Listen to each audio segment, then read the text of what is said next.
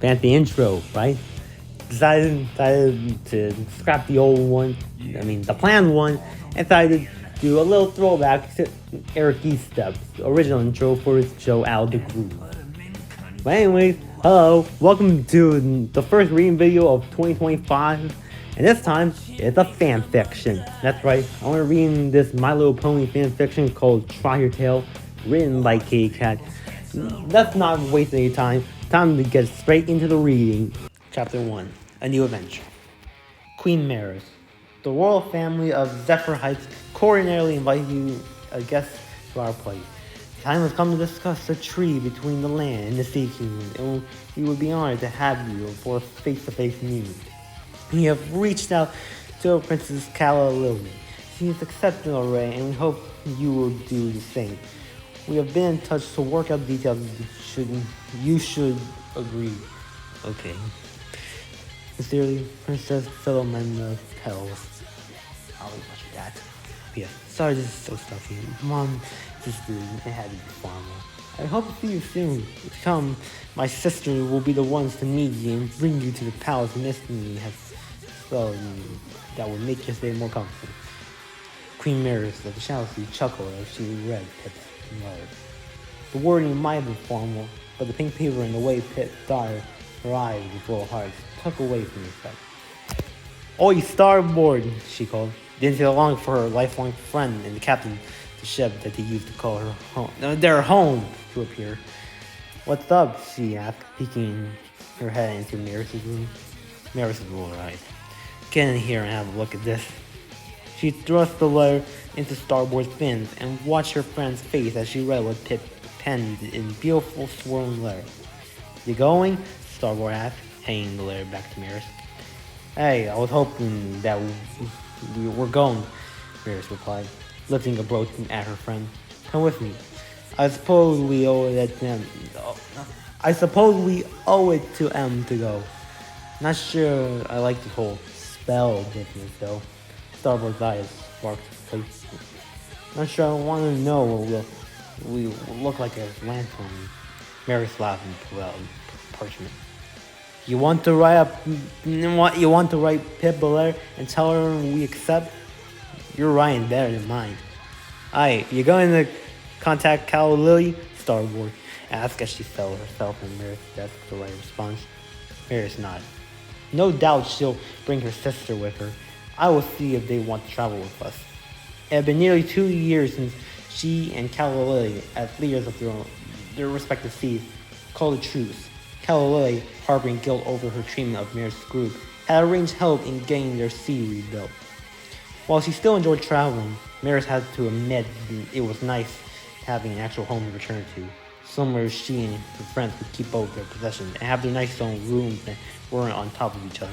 She picked up her cell phone, one of the luxuries they had acquired from the sparkling sea, scrolled the Calla Lily's number, and punched in her message.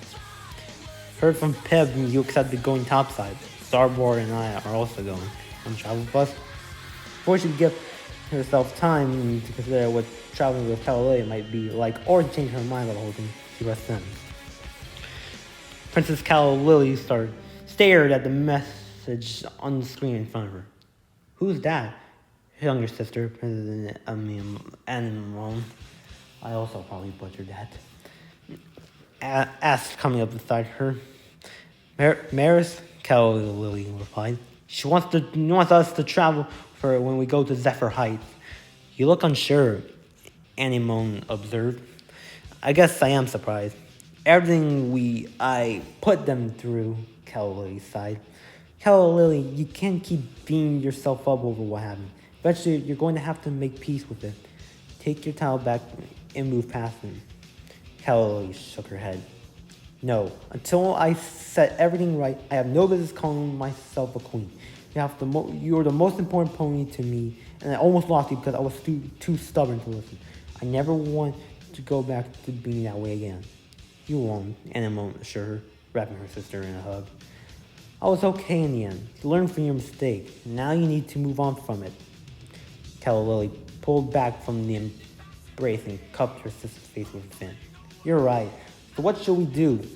Have you really accepted the trench ponies are not our enemies? You know that I have. And tell Maris we'll go with her. Besides, it'd be kind of cool to ride in on a pirate ship. Calloway managed a shackly laugh. What kind of old sister would I be if I deprived you that chance? Anemone smiled. The best older sister I could ever ask for. Calloway put in the response to Maris. 2 messages from Pip, and 1 week later, sisters found themselves boarding the galloping ghost galleon. Is it just the 2 of you? Anemone asked, looking around the ship. Where's the rest of the crew? Back home in the Shao Sea. It didn't make sense for everyone to come when the invitation was just for 2 ponies. If some pony needs to keep things running in our absence, Maris shrugged. It isn't long to be the board Trot from here. Starboard can handle getting us there and back. Of course, we might have to pitch in a bit. We can handle that, right, sis? Anemone and Shadow Point glanced at her sister, who just stood mutely, looking uncomfortable.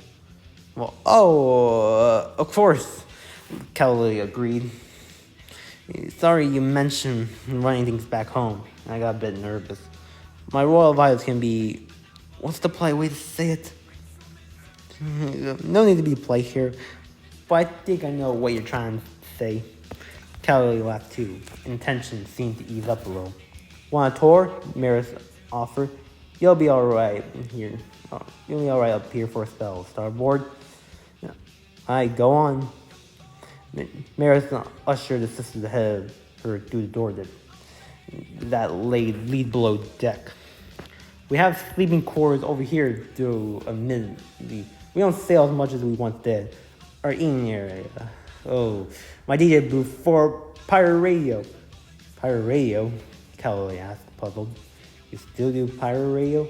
You're a queen now. No one notices me when I get on as DJ Darkwire. It's fun. What do you do for fun, Calloway? Oh, I love gardening. It helps me relax. I guess it's the same for you. Even royals need to unwind sometimes. Oh, if we get all burnt down, then we're useless. 2 royals looked at each other as though they were seeing one another for the first time. Come on, Maris said finally, breaking the silence. Let's get back on deck and see if Starboard needs any help. The rest of the trip was short and passed comfortably. They talked and laughed as though they had been a friend. A few hours, galloping ghosts broke into water. Zip!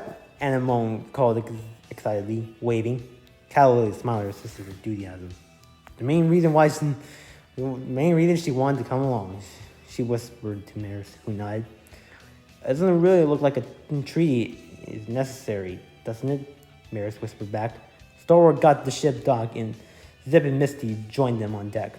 After hugs and greens, Misty did her spell. The sleep ponies looked at each other, confused. I don't mean it's disrespectful, but I don't think it worked, Calloway said. Misty smiled. Why don't you hop up onto the board Trot, she asked. Here goes nothing, Anemone said as she hopped off the ship. As the sea ponies hit the board Trot, tails turned into hind quarters, fins became front hooves, and scales were replaced by fur. Huh, it really worked, Maris murmured, pulling herself up. She now had the appearance of a dark purple earth pony with flowing mane and tail. Her rich black eyes scanned everyone else, taking in their new appearances. Starboard also had the appearance of an earth pony. Her body was mostly sage green, with gray accents on her chest. She had a long black mane streaked through with bits of white and gray and a black tail. Calloway and Anemone had taken on the appearance of unicorns, though their horns were considerably longer and thinner. Anemone's body was light purple, with a green saddle on her back and white along her chest. Her mane fell around her shoulders in soft green waves. Calloway was yellow with a green saddle on her back. Her mane was super short, a sleek, soft lavender style on the top of her head. Somehow, the short style called attention to her vibrant blue-green eyes. Maris didn't realize she was staring at her until Calloway shifted away, looking uncomfortable. Is something wrong? She asked. No, not at all, Maris answered quickly. Starboard snored and Misty gave her a knowing smile. The only ones not paying for attention to her were Zip and Anemone, who seemed too wrapped up in catching with each other to notice. Should we should we head on to Zephyr Heights? Misty asked, still smiling. It's a decent flight, so you will have plenty of time to talk. Flight? Starboard cut in, looking confused. You lost me, lass. How are we going to fly? In the Mare Stream. It's kind of like your ship, except it sails in the air instead of the water. A ship that sails in the air. You're making that up, Princess Mare said. She's not, Zip replied, making everyone jump. They had no idea she had been paying attention to the conversation. Izzy and I built a while back, and it's been improved since. Follow me and we'll show you. End of chapter 1. Thank you for sticking around throughout the video. I hope you can stay tuned because there's more to come after this. Well, if my grades improve, that is. Thanks for watching.